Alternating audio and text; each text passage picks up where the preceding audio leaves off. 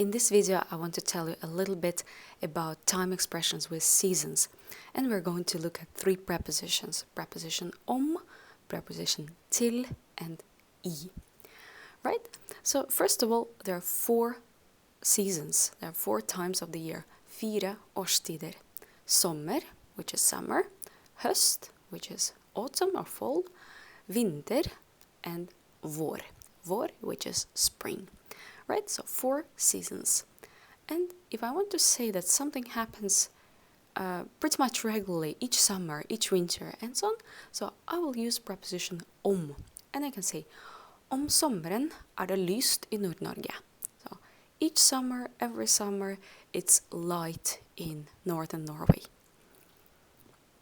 So om sommeren expresses something that happens usually.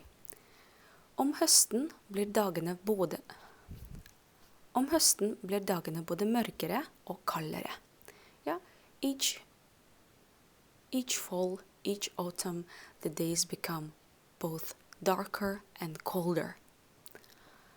Om vinteren kommer det mye snø. Yeah, pretty much every winter you can see a lot of snow. Well, pretty much every winter you can see a lot of snow. Om våren kommer sola tilbake. Yeah, and again, usually, regularly,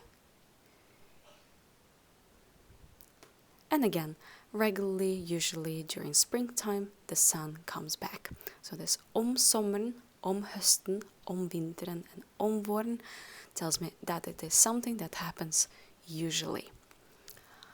Yeah, but if something is happening this summer, for example, and the summer is not here yet, I should use the preposition til.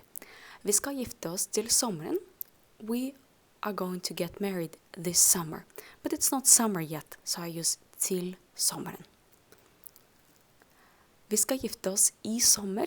If I say I sommer, that means that we are going to get married this summer and it is already summer. Datteren min skal begynne på skolen til høsten. Again, my daughter is going to start. Again, til høsten means this autumn, but it's not autumn yet. Probably it's summer or it's spring. Så datteren min skal begynne på skolen til høsten.